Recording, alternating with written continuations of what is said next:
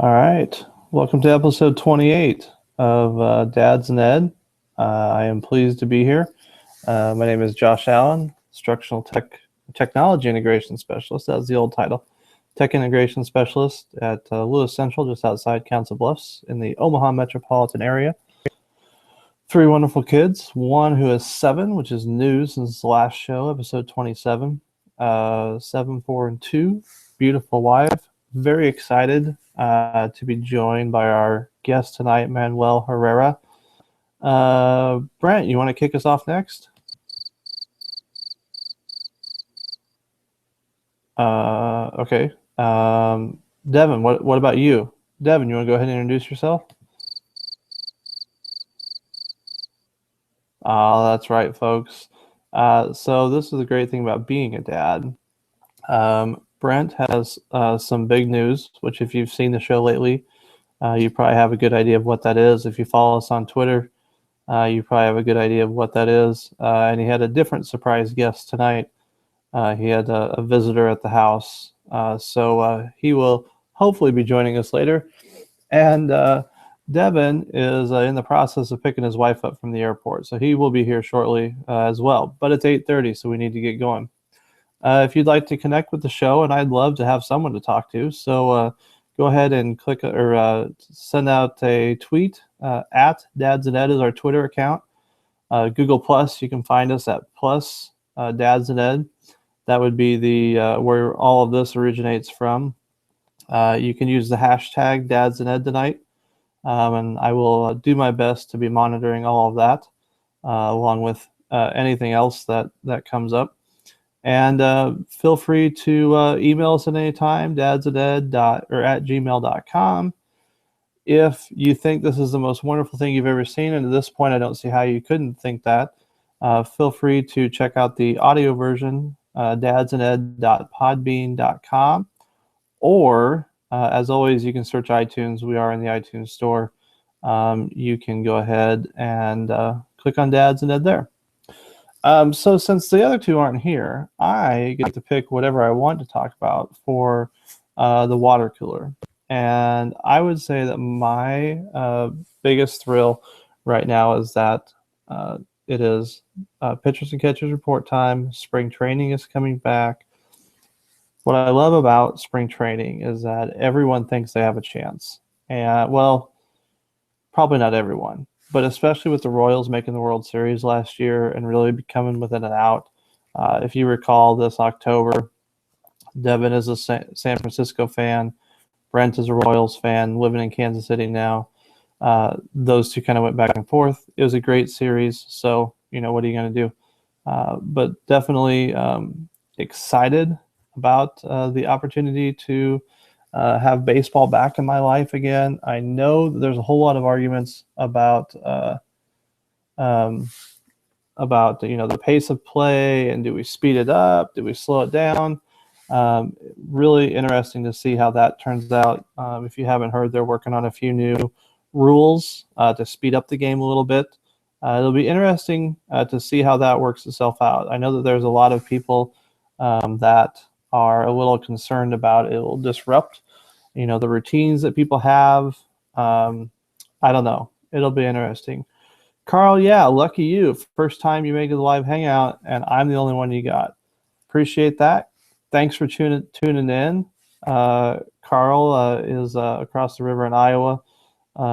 Good newcomer to the show. We're always, you're late to the party, but we're okay with that as long as you're here. That's what really matters. So, with the spring training coming and the update of the pace of play, it'll be interesting to see how many people it throws off.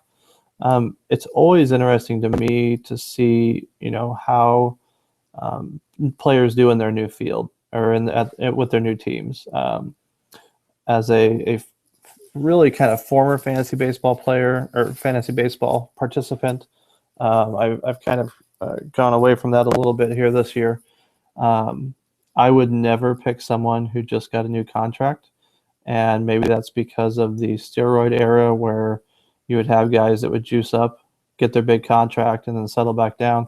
I was never a huge fan of that. So definitely I would I was always a little cautious about signing those players.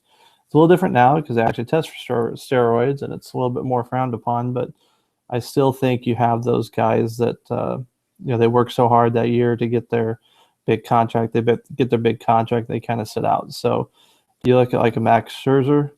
I would take him in a heartbeat last year. I wouldn't touch him this year. Prince Fielder last year. I didn't take him. I didn't want him. I didn't want anything to do with him, and he ends up on the bench for the majority of the season with an injury. So it is a fun time of year. I think I've said on here before, I've been an Cleveland Indians fan for a long time. I think they got a great young team. Excited to have them to see how that goes for them.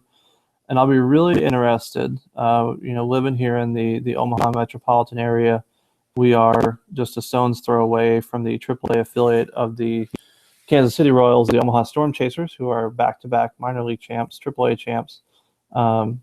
So you end up kind of following the Royals a little bit more just because of the proximity to everybody else. So I'll be really interested to see what happens with the Royals. They lost James Shields to free agency. Nori Aoka, I believe they traded him or he walked. They never really spend a whole lot of money. So it'll be interesting to see what becomes of that and whether or not they are able to reload and able to make it back to even the postseason, or if it was just kind of a flash in the pan. Billy Butler's gone as well. So it'll be interesting to see what happens there with the Royals. So again, we got Manuel Herrera coming up here. About 8 minutes. He had to put some kids down to bed, as most dads do. Fortunately, mine needed to go to bed a little earlier, so my wife and I could tag team that. But one other thing of note, and I didn't realize how big of a deal it was until I was driving around today between school buildings and heard Jim Rome talking about it. So yesterday, the Nebraska basketball team, Long, the second fiddle behind Nebraska football team, laid an egg against Iowa and really lost by 30. They didn't show up. This is the fifth game in a row they've lost.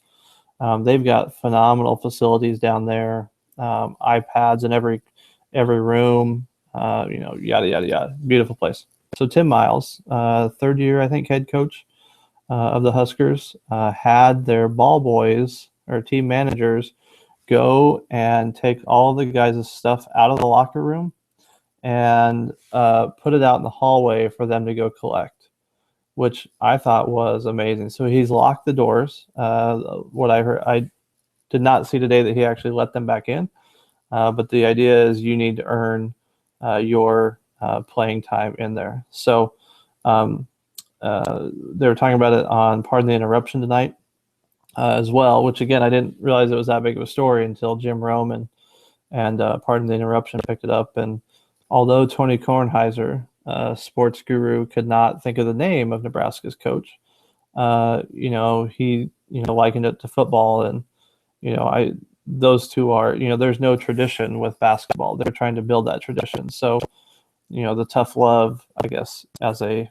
bandwagon Nebraska basketball fan that I am, definitely I thought it was welcome. Devin and Brent, what did you guys think? Okay. Between you and me, don't tell them that I've been throwing them under the bus this whole time. We'll keep that between ourselves, so they don't need to know everything that I said, because they probably won't go back and listen. Just kidding. Actually, with tonight, I probably will never be able to take a day off because I'll just get thrown on the bus the whole night. Anyway, Manuel's going to join us shortly here. I just got a message that he's ready, so he will pop in. So, it's interesting if you look at college basketball coaches and just the gamut that they run. You have, we talked about Coach K a few weeks ago, and the stoic man that he is.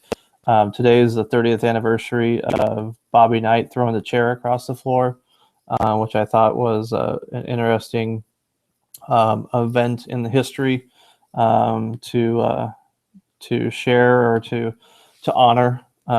It would be it's funny, that there was some discussion as to whether or not Bobby Knight is more known for the antics and the coaching, but I don't know. I think it's probably a close in between.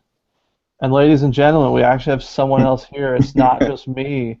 It's not that I can't get the Google Plus thing to work, or I don't know how to use Hangouts. Finally, someone has answered the call. Manuel, How's what's it going going? on?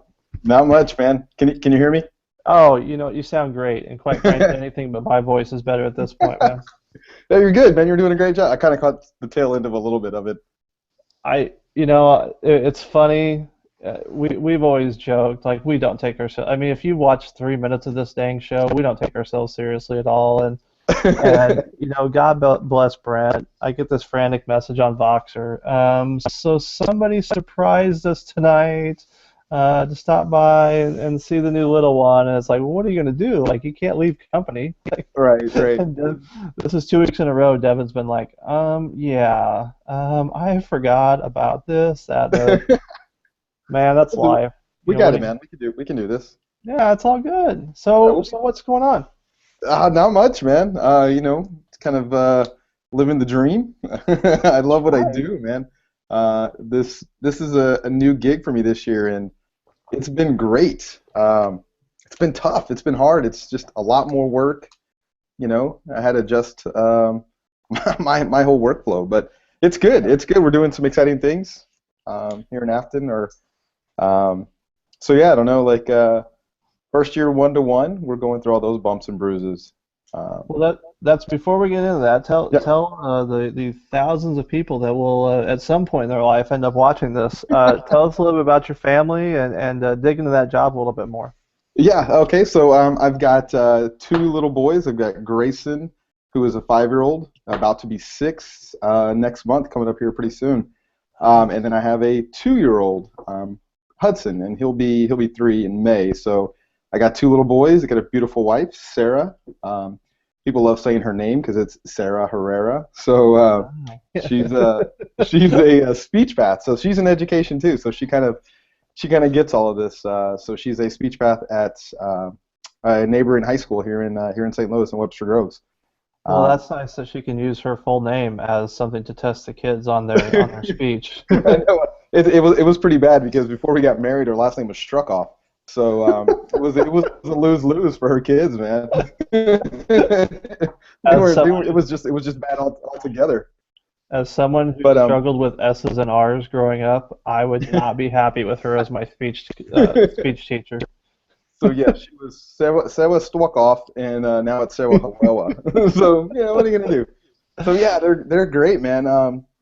We're living here in St. Louis. I am originally from Texas, so I came kicking and screaming. My wife grew up here in St. Louis, so that's how I got here. Oh. I lived in Austin, so I miss that dearly. But especially right now. Yes, exactly. Below. Yeah. What is winter? I didn't know what winter was. I had no idea. I've got friends and family back home putting on Facebook like it's going to be in the 40s. They need to cancel school, and I can laugh because I used to do the same thing. But right. But yeah, so yeah, we got like I said, 2 little boys. My wife, we in education, and so now I work for the Affton School District. I'm the coordinator of 1-to-1 programming there. So kind of basically what that means is this is our first year of 1-to-1 with Chromebooks, and that is kind of my project. I support teachers, staff, students, everybody in the building who works with kids and how we can kind of leverage the technology we have. That's part of my job, and so the other piece is I run a help desk. Trying to make it student run as much as possible to kind of alleviate some of the things I do, but it's tough. I don't have a class, so I don't see kids in my room on a regular basis. We can talk about that in a little bit, but yeah, and kind of as we go, I'll talk about my room. We've kind of redesigned this room that I'm in, which is super exciting. We added some new things today, so yeah. That is on my list. Yes. I have it on my list that we need to discuss. So the first thing that we want to clarify, the elephant in the room is that your boss was our first guest. And I don't know if you know this. He was. I didn't know that. he was actually a guest for the first and the second show because he couldn't figure out how to get on for the first show. So if you go to dadsanded.podbean.com, you can scroll down to the first show, and I mean, you think now is a train wreck? Man, that first show was tough. He was out, and you know how he was a world traveler, It and so still he's is. out in San Francisco, trying to connect like at some restaurant from his phone, and the three of us are just like, really? Like, step up your game a little bit, man. Come on. This is Dad's and Ed. Like, this is inaugural show. We're gonna hit it out of the park, and we swing and whiff. But so does he bring that up all the time? Like, does he? I mean, are you I had guys no more of an idea. equal now that you're on? And I mean, you're actually on the first I'm time on. we Like, this call is you. working. I make time. I scheduled. But if that was Bob, you were probably the secondary conversation going on. I'm sure he had people in front of him he was working with. He's famous. I'm sure he'll go back and listen to this, but yeah, he knows it. He's probably got a couple people in front of him, and he's doing your show at the same time. So Yep. no, I made time for this, so this will be successful. And as he's listening to this, he'll just raise his hand and say, "Yes, that's me," and we'll move on. So no, we kid. We've actually had Bob up here for some tech stuff, and Yeah. phenomenal guy. So he's great, man. He is great to work for.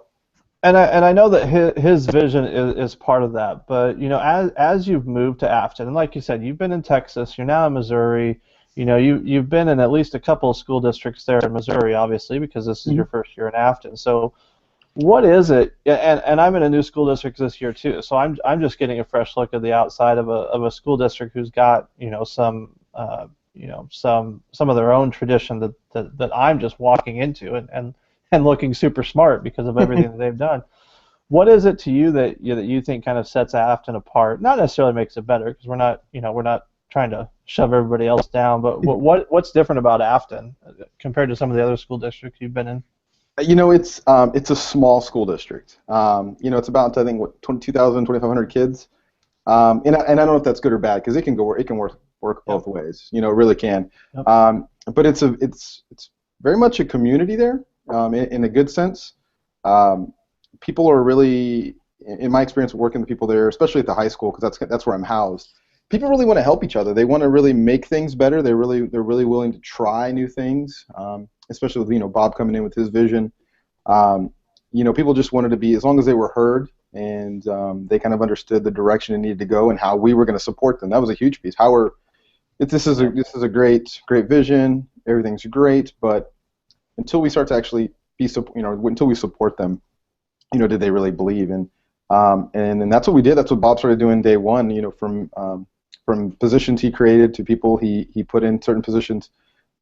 Teachers always felt like they were supported. So it really just is like a community there. They really want to do what's best for kids. Everybody really, and that sounds so cliche, but it really is. I mean, when I got there, I was like, wow, everybody wants to try this, or everybody wants to do that, or everyone wants to learn about this. They want to, just make themselves better. It's not, it was never a sense of we've always been doing it this way and it's working, and it's we don't need to change anything. It's like okay, what else do we need to do? Let's keep going. So, and that comes from leadership all the way down to the teachers. Yeah. It really is that's what has made it really unique, or I think so far successful since I've been there.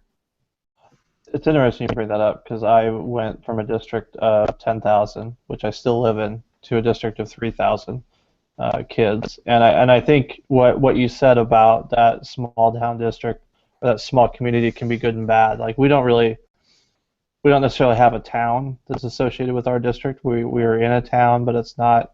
It's weird. It's kind of somewhat out in the country, but we don't have a town to ourselves, and so the school is a community.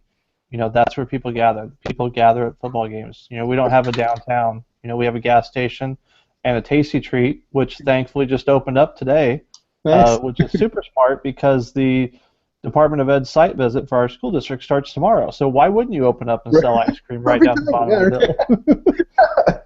But I think what you said about it's so true, because if you have the right people in place and the right vision set by the leadership, it's so powerful to be able to just walk out and talk to teachers. Whereas when you're in a larger school district, there's more red tape you have to go through. It affects more people. There's more people that have to ask. And I think that sometimes we just get bogged down, in being the one instructional tech person for 10,000 students, I was just like, I don't even know where the hell to start some days, you Yeah, know? you get beat up, man. I mean, really, Yeah. you really do. You end up. It's more so you end up putting out fires. I know Yeah. that's what I did in my the previous district I was in. It was it was about 4,000 kids, 3,000, 4,000 kids, but I was the only tech coach who traveled for the district. So I had 9 campuses, and we had tech coaches on the campus, but they had a class. They were part of specials. They were part of the elective, so they really didn't get to support teachers. Whereas I had to move around, but it was just more putting out fires. You really couldn't focus on anything. So I think that also helps. We provide really good customer service when it comes to our technicians, and so as long as everything's up and running, there's not a lot of fires to put out. So we can actually try to work with teachers with instruction rather than, oh, Herrera's in the building, I need a printer hooked up. Right. So which is like, yeah, we can do that, but we really want to help you with instruction. So this is my first year in a Google district, and so like I don't know anything about the Google admin console. I don't know anything, and I have not asked because I don't want to have to lie to the teachers to say I don't know.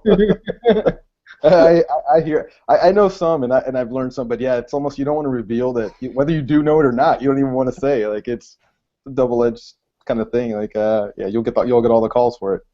We had a big discussion about whether or not they were going to tell me the Wi-Fi password or not. What? And I'm like, I don't know if I want it. Like, here's my devices. You guys put it in. I don't want to be able to tell people that.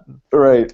I finally do have it, except they had to change it at the high school, so I don't know the high school one now. So. Oh man. I'm sure over a few years, as the passwords get out, I'll slowly lose what I know. That's what. Yeah, when you were saying about the community thing, man, that's so true because I started going to football games. I started going to football games and basketball games at the high school. I was taking my kids, which is huge, because my oldest is kind of getting to the age where he kind of understands. He's 5, so I definitely wasn't a sports dad pushing in sports early. So, but now he's like, oh yeah, I'll go, and it's more so to eat the hot dogs and whatnot. But it's fun. It's like this whole community. You go and you have a good time, and yeah, that's so true. So that's part of like what I get to do being a dad. And being in a district that is kind of small, and I can introduce him to teachers, and I know the kids, and that's a lot of fun. He gets a kick out of it too. My youngest, he doesn't really care. He doesn't, he could care. Again, it's more so hot dogs and cookies. So you have to introduce him to the people who have ice cream, then he'll care. I know, yeah, right. That's all they want. Like, Dad, is there another basketball game tonight? Like, you don't want to go. You want to eat a hot dog. I can right. take. I'm right there with you.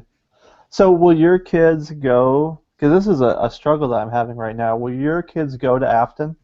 No, we're in a Kirkwood school district, which is just, it's a great community that we live in.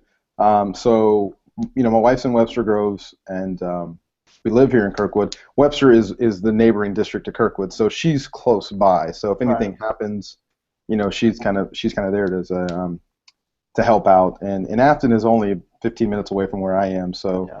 The neighborhood kids, we don't want him to lose that. He sees the kids in the neighborhood, or both of them do, and so we don't want them to lose that, because it would be harder for us to travel. I mean, it's only 15 minutes, but those activities or seeing kids, we have like a little small downtown, and he doesn't know any of those kids. I feel like we take that away from him. So, but not that I wouldn't. I mean, it's a great school district.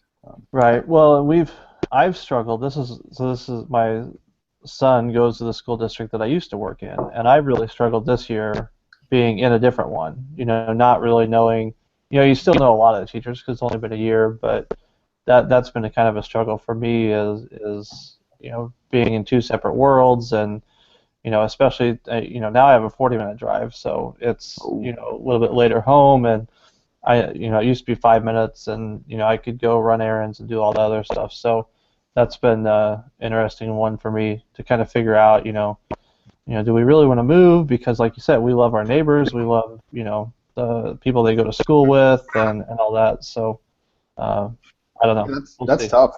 40-minute drive, yeah. I had about a 30 to 35-minute drive, last year. I've learned to enjoy it.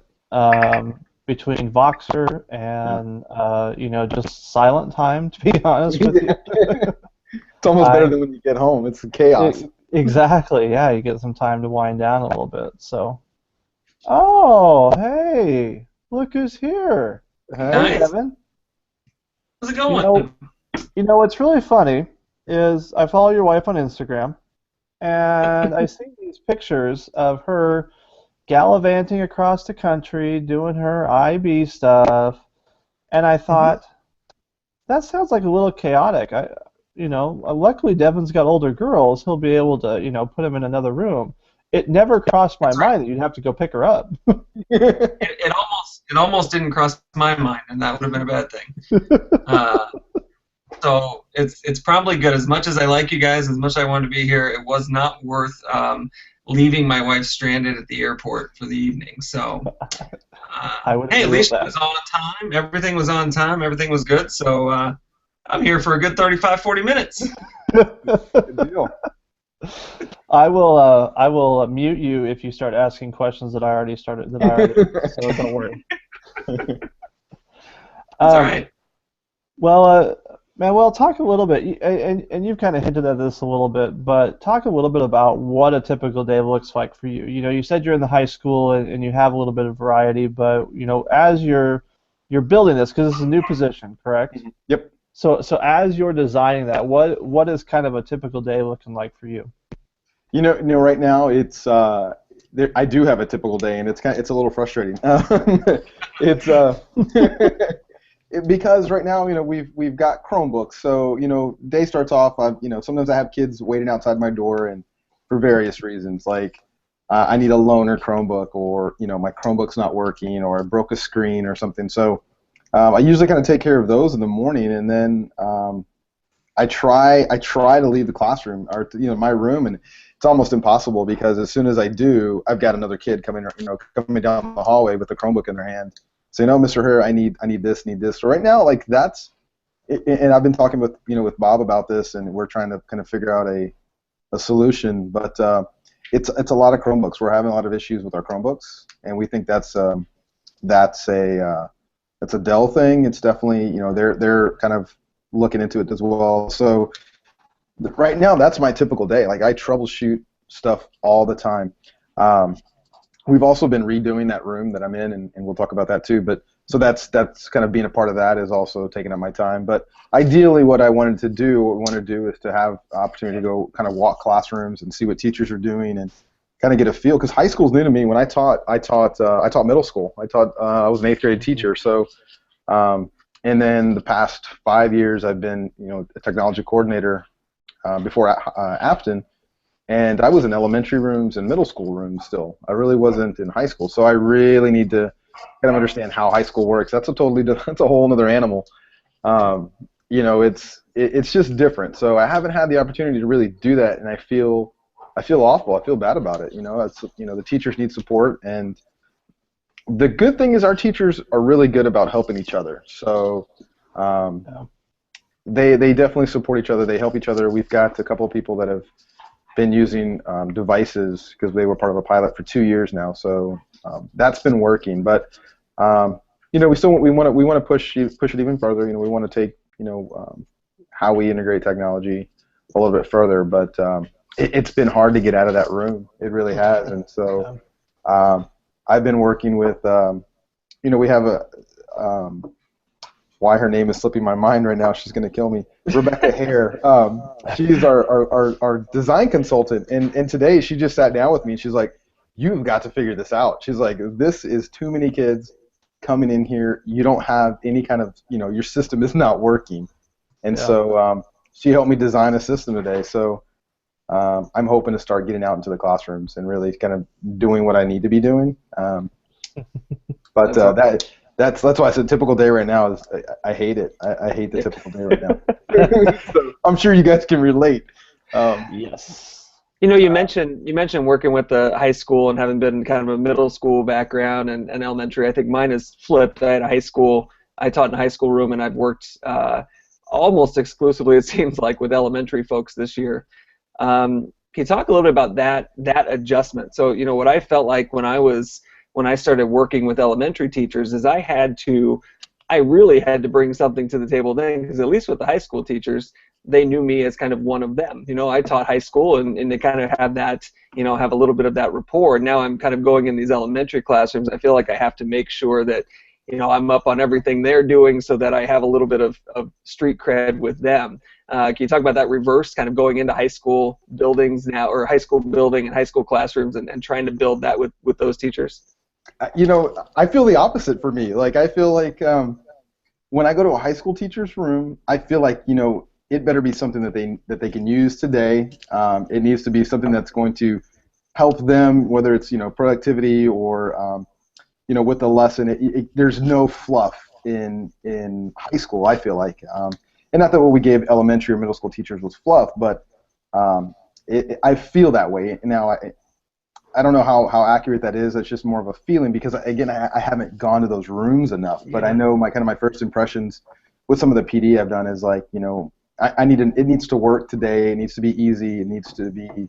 I can't rely on these other factors that might cause it to not work well. And I'm sure elementary teachers are the same way. But I feel like I could give elementary teachers. I don't know. I feel like I worked with them, and middle school teachers. The ideas that I had, just the experience I had in that classroom, and what kids might use or take advantage of, or I felt I had a better grasp on that. So high school, I really had to kind of think about what it is I go in there with. Trying to think of how I get kind of specific examples. I don't know if as we started to do this, tools are real big. Teachers love tools, and so those were easier to do at elementary and middle school. High school, it's I don't know. I feel like it needs to be higher level in order for them to really kind of get it, because you can only show them so many like quizzing things, or quiz tools, or before it's like, all right, we've got to move beyond that. So curriculum is different. I mean, it's I'm algebra. I hated algebra in high school. And those are my teachers. Yeah, I still hate it. Those are the teachers that my math teachers are the hardest. They're like, we don't use the Chromebook because it's not a tool that's gonna, it's just we're not there yet. It's just not working. So, that's a big challenge. The curriculum. We have really latched on, especially in math. With math, it's been flipped classroom, and finding ways to provide that instruction, that short 5-minute instruction for kids outside the classroom. That's really where we've had some teacher leaders step up and utilize those Chromebooks. Because I mean, you're right. We look at like certain foreign language, for instance. It's really hard to convince a foreign language teacher that they should let their kids use Google Docs instead of writing it out. Like, I get that part. Like, you need to practice the writing and have some realization with it. But I think that I've been lucky to have a math teacher that will step out and do some of those kind of things and take advantage of what the kids have. So that's good. And that's the thing. I think with math, I'm always trying to latch onto math ideas because, same thing here. We struggle with how to use in math. And the problem I see with math is a lot of times the math teachers, when they're thinking about the use of a device, it's all about like how to do the math on the computer. And really, that's not what you're probably going to get the most bang for your buck with having that device in that room. It's going to be all the ancillary things that you can do, and not the actually, the computation, doing the math. And I think that's too often maybe what they're looking for is, the way they're seeing that device is, how can I do the math? How can I have the kids do the math there? Right. When really that's probably not it. Right. That's so true, because when we first started off, it was Wolfram Alpha and GeoGebra. Like, those were the two go-to. But what I did was I asked a couple of math teachers to go to the METC, the Missouri Technology Conference, and I caught up with one of them later, and I said, hey, what did you think? What did you find? What did you see? And he's like, Google Maps. He's like, I can make my own maps for math. And I'm like, yes, that's it doesn't have to always be, like you said, the computation, and that's why I got to get rid of these. Not get rid of. I got to get out of this Chromebook rut that I'm in. So I can be like, yes, these are the things that you can do. It's like I said, it's ancillary. It's the other things. It's the bigger project that you're using this as a tool to help facilitate it. And still, the math is still going to be there. It's always going to be paper or whatever. It's going to be there. But but yes, yeah, I think that's nail on the head with that. So we've talked a little bit about leadership and what makes Afton different. Talk to us a little bit about Room 15. You've kind of hinted at that a little bit, and I was actually just looking through the blog and the website, which I just tweeted out on the Dads and Ed account. I need to figure out how to do this in my school district. So tell us a little bit about how this has come around. So Room 15 is my room. It's the space that I'm in, and it used to be an old computer lab. So it was called the writing lab. I'm not really sure why they call it the writing. I guess just because it had computers and that's where kids wrote. But it had about 30 computers in there when I started, and it's now down to 4. And so, Bob said this space is yours. Let's do something with it. Kind of left it open to me to do something with. And so my first priority was I need a help desk, because I'm going to have all these Chromebooks. So it started off as a help desk, and but I didn't want it to be a help desk. So we called it the solutions desk, because the idea was I want kids to come in here and help find solutions for whatever it might be. Not necessarily technology, but just, it might be problems across the school. Mm-hmm. And so we kind of set up a help desk. We had some kids who volunteered, because I don't have a class. They're not on the schedule. And we made it available before school, after school, and during lunch. And so kids would come in this room. It's a huge room. It's 37 feet by 37 feet. And kids came in, and I had a regular group of kids. I had about 8 kids, almost 3 per lunch. We had 3 lunches, and they would come in. They'd repair computers, and some would work on homework and different things. But it never really got past that. And I advertised it as much as I could. I had these kids. Also, hey, let's make some tutorials, let's make some help documents, let's make some, videos. And it was funny because they were like, yeah, I don't know if high school kids are really going to watch videos. They like posters. It was just a weird conversation. And I learned that high school kids love posters. They will read every poster you put on a wall. Some of you even told me, like, Mr. Herrera, I read all the posters that I see. So we knew we had to come at a different angle to recruit kids. And so it kind of stopped there. It really just never got past these 8 kids that helped me at lunch, making posters, advertising what we do. And so Bob kind of stepped in and said, hey, we've got this this person who he got in contact with at one of the universities here, and she was a designer. That's kind of what she did, and she became our, what is her title? Our Learning Spaces Design Consultant is what her, it's a crazy name. That's sweet.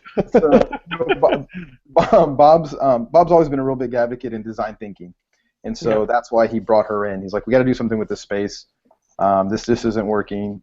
Let's see what take she can have on it. And she kind of did the whole design process with me. It's like, what do you want kids in here doing? What where do they need to go? And this whole just had me thinking about how kids need to move in and out of this space. And so it kind of has become a, I don't know how I can explain it, but we knew that the whole school needed to take advantage of this somehow in some way. And so we knew that kids learned better when they created things. And so the first thing that came to my head was kind of makerspace. That was kind of part of in the back of my mind. Eventually I wanted it to become. But we just knew that kids learn more when they create. So how can we do that with this room and kind of the ideas that I had for it? And so we basically designed this space that helps facilitate that process, the design process, the creation process. And we had this book. It's called, what is it called? Makespace. Makespace. Yeah, exactly. And so it was from the Stanford Design School. Mm-hmm. And Rebecca was pulling ideas out of there as well as from her experience. And we started with, we wanted kids brainstorming. We wanted kids writing ideas on the walls. We wanted kids to come in and put an idea up there and allow any kid to add to it. So the first thing we did in there was we built this 8-foot by, it's got to be 8 feet by 12 feet dry erase wall that is velcroed to, like if you have drops in your room that are in the middle of the ceiling, in the middle of the room, they're just like these poles, so it's just velcroed to that. That's awesome. We put that up, and kids just started coming. What is that? Why is that? Can I go write on that? What is that for? I had more kids come in that room They're like, well, what do you? I bought a 3D printer and I didn't have that many kids coming in. We put a white wall and kids were just like, what? I want to come. Can I write? Can I bring my group in here so we can? This is a great place. And so the idea still is to kind of just disrupt the way classrooms are. You know, desks in a row. And not that all our classrooms are that way, but we wanted to disrupt the way kids were learning. And so we started with that wall. We created that wall. We realized that I moved the furniture in there a lot because I would have, you know, kids would come in, their teachers would request the room, and they would set it up in a different way, or kids would come in them by themselves. But we were moving the furniture a ton, and it was just big, bulky, heavy furniture. But it was nice. And so Rebecca said, well, why don't we put this on wheels? And why don't we raise it up? I'm like, yeah, simple idea. Why didn't I think of that? So we put everything on wheels. All the furniture is on wheels. We raised everything because then Rebecca started to talk to us about the purpose of tables and why they're the way they are and why they're the height they are and why you have different seating at different heights. It was just like, it sounded so simple, but when she told, you know, we started talking about this, we're like, yeah, she's like, you know, you get bar stools. I mean, bar stools kind of promote kids to actually get up and stand up and write on a board rather than comfy bean bags, because comfy bean bags, you want kids to sit there and maybe work together in small groups or just kind of have idea. I was blown away. I really was. And it sounds so simple, and it's like, yeah, I get that, but I never would have, you know, come up with some of that. So it looks different. It's everything's on wheels. We have different seating heights. We created this kind of little pod in the corner that's got beanbag chairs. We got some like an octagonal table from the elementary, which is like 2 feet off the ground to go with the beanbag chairs. And we built these T-walls. That was the last thing we did. We got those in today. Our shop teacher, not shop teacher, but our home maintenance teacher, his kids built 2 of these T-walls, and they're dry erase T-walls that are on wheels, and that's, again, more space for kids to collaborate, it's so funny because, you know, we started with technology. You know, that's what I do. It's technology, get the kids using Chromebooks, get them collaborating on Google Docs, and then we put up all these whiteboards. Like, okay, put the Chromebooks down, let's get kids talking again. That's what it is. It's, like I said, it's a space that just promotes that, and I've got to do a better job of pitching it than I just did right here, because I'm telling the teachers about it tomorrow. And teachers have come in. Some teachers have come in and looked at it because they've started to notice some things have changed, and we're going to kind of push this out to the teachers and say, hey, it's done. This is it. Bring your kids down. Let's start talking about how we can you know, change the way your students are learning, and then translate that back to your classroom. So you can do the same thing in here. And it's, like I said, I've had kids walk in there like, this is what we needed. You know, when a kid tells you that this is what we needed, I need a space that I can bring my group in and we can work. And it's not about being quiet either. It's like, I told them, it's not going to be quiet in here. They're like, no, we need this and we need that. We've also put in prototyping bins. So we have some prototyping materials. We want kids to prototype ideas, whether it's, I mean, it could be, you know, the process, or it could be an actual product. You know, so we brought materials in, and we're going to start. We've created flyers that we're going to give out to the community to help donate to us. Rebecca has come up with this list with it's an itemized list with, you know, pipe cleaners and toilet paper rolls, and it's just crazy. She put a number on it. It's, you know, we need 10,000 you know, 1,000 pencils, and, you know, this many rubber bands, and on the website there's a spreadsheet of a list that she's come up with, and, you know, it's going to be, you know, the numbers will change as we get stuff. So I told kids about it. They're like, oh, we could have used this for this, and this, or that would have been perfect for this. They're like, do you know how hard it was for me to design a working hand with straws for my science class, because I didn't have any straws or rubber bands. But so it's I don't know, like that's it. I mean, that's the space. It's exciting to be there. When you go in, the kids come in, it's a total different vibe in there. The kids love to be in there. Well, and it sounds pretty great, and you may have alluded to this already, but where do you see it going? Like, ultimately, what do you want that, you know, you said something about so teachers can come in and kids can use it and see it, and hopefully that kind of translates back to the classroom. Ultimately, what do you want that space to be?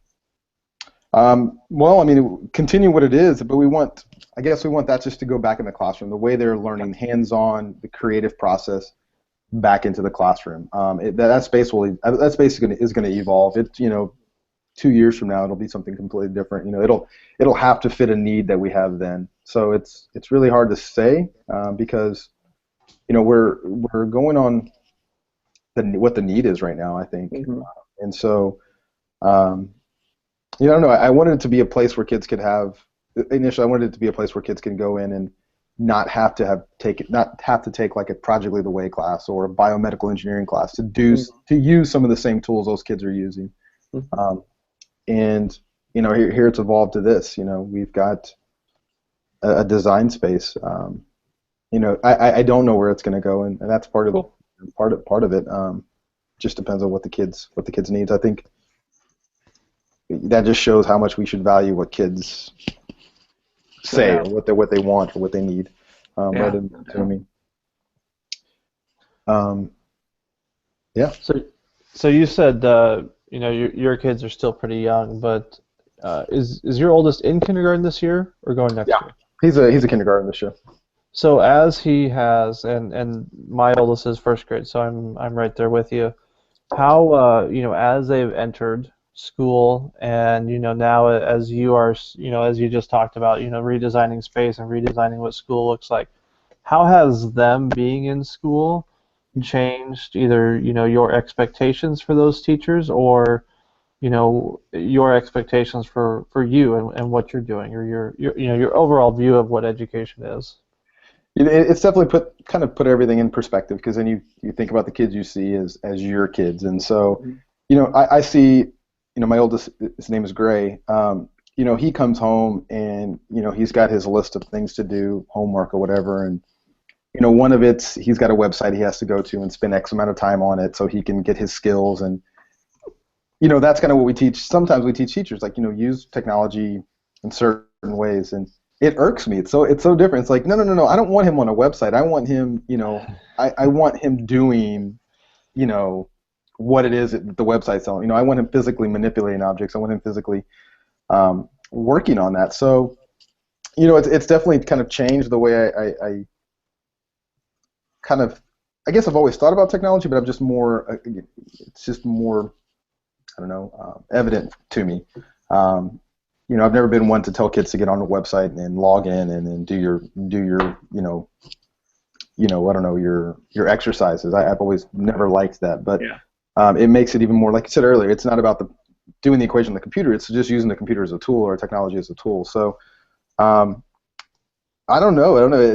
It's been interesting to see him and what he uses, because they're a one-to-one district and they're with iPads, and so I've kind of learned to hate the iPad in school just because it tends to be used as okay, I got to make sure I can use my testing or use for my whatever exercises, those kind of things, and it's easier to do on an iPad because there's an app for it, so right. So now I look at the high school kids and I look at them as my kids now, and I've always done it that way, but you look at it like that is somebody's son, that that could be my kid in high school now, that could be Grayson or Hudson as a junior, as a sophomore. So I don't know, you just reach out. I think I reach out to them a little more than I probably would have in the past. Especially the ones that I see fairly regularly during lunch and after school. It's funny you bring that up, because I've thought more and more recently, whenever I walk into the room, and I'm sure you guys are the same way, it's always like, oh, Josh wants to talk about technology. And I've tried to do a better job of saying, I am here to talk about other ideas for how you can accomplish the same goal with technology, and it's just kind of that mind shift change just a little bit has helped me, because obviously there are a lot of great ways to learn without having a device in front of you, and I think so often I try to pull the pendulum back to the other side, and maybe it got a little bit too far, but then again today, using iPads in kindergarten, we talked about data, analyzing data with some kindergartners. So it is trying to find that balance, and that it's a great point about how the iPad too often is the it's replacing a worksheet, Yeah. unfortunately, where you're just drilling and practicing, where it's a little bit more interactive and it's a little bit noisier. Right. Yeah, and I think that's what frustrates me is when we get caught up with troubleshooting and stuff, we don't have the opportunity to go work with teachers to let them know, like, that's what gets frustrating, is because we really, not that the teacher can't do any of that, but I feel like that's our responsibility. That's why we're there, is to really help that happen, help that take place, so that it doesn't always. But sometimes you have a district where that's what's important. That's all we need is that those things, you to do, exercise 1 through 10, get information back, and then that's put the iPad away or put whatever device away. Put it on your seat. Yeah, exactly. Put it on your seat. So, I guess I've kind of started to learn to look at more about the learning, and then how does the technology come in? How can it help with that? Good.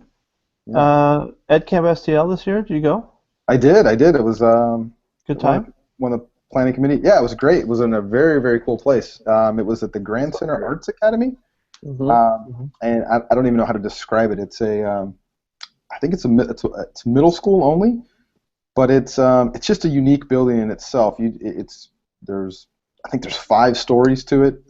It's huge, and it was a lot of fun. We had an auditorium. Theater is where we started everything off in.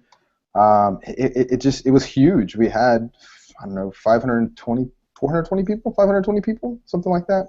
Wow. Some logistics we had to work through. Lunch was a little rough. We had 2 lunches actually, because we had so many people, and the cafeteria we had, it wasn't big enough. But it was good. I felt like there was a lot of people who had a lot of conversations. We really try to push conversation rather than the canned presentations. And still there's folks who need that, and that's what they're looking for. So we try to make that happen. But one of the exciting pieces was that Grand Center Arts has a makerspace, and it's an incredible. Andrew Gooden is who runs it there, and people got to go in there and look at that and see kind of what a makerspace can look like. And he does great things there. It used to just be a come and go kind of room, kind of like what mine is, and it's turned into a class now. So kids actually take that as a class.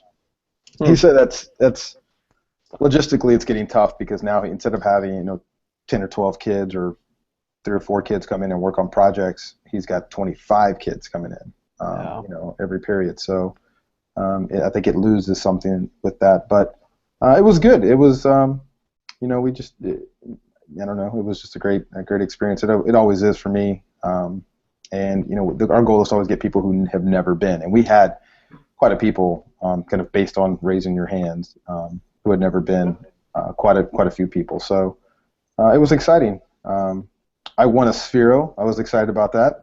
Nice. Yeah, people were upset because I was on the planning committee that I won something. So I paid Bob his $10 to get that. That's right. So you gotta have perks. Gotta be perks for being on the planning committee, right? But yeah, it was good. Well, good. Very cool. Well, we're at the end of the evening. Another great night. Manuel, very much appreciate having you here. Thanks so much for joining in. Devin, thanks for showing up for half the show. Yeah, this flew by tonight, man. This is fast. Yeah, it was good. It was fun. Well, we will be back in 2 weeks. Toby Brown from Oklahoma State University, Ed Camp Extraordinaire. Speaking of Ed Camp, I will be, shameless plug alert, if you watch next week, I will be talking about Ed Camp Omaha a lot, because it'll be March. March is Ed Camp Omaha season. So, and Toby is going to be in Omaha. So it wouldn't be an Ed Camp without Toby. It wouldn't. And then in the survey at the end, you got to fill out Toby's survey. And I believe it's a little known fact, if you have a Central Time Zone Ed Camp, you are required to invite Toby Brown. Yes. Also, and wouldn't be a dad's in that if Josh didn't mention Ed Camp Omaha. That's true. I want to make it up that way at some point. I want to get up to Omaha. I'm sure not many people say that to get to Omaha, but we'd love to have you. One of your co-organizers, Christine Reuter, will be up here. Yep. Well, you know what? Yes, I think she'll be at Ed Camp. She's also coming to NETA. She's presenting at NETA, our state ed tech. So I think she's going to be able to make the trip for both. So yeah, we've definitely had the problem with your Ed Camp. If I can offer one thing to the planning committee, that's the weekend of my son's birthday. Every weekend. So if you could move that for my son's birthday, that would be awesome.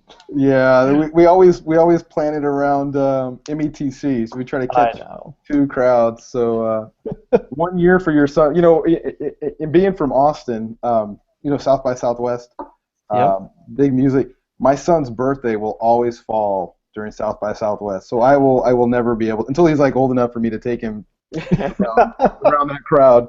I will not ever probably be able to go to South by Southwest. But we're gonna go there. Bob and I are gonna be there in Austin in a couple of weeks. So yeah, for the South by Southwest EDU. Maybe 7 years old is old enough for your son to go to South by Southwest. He should be okay. It's not anything he can't see on YouTube, right? That's right.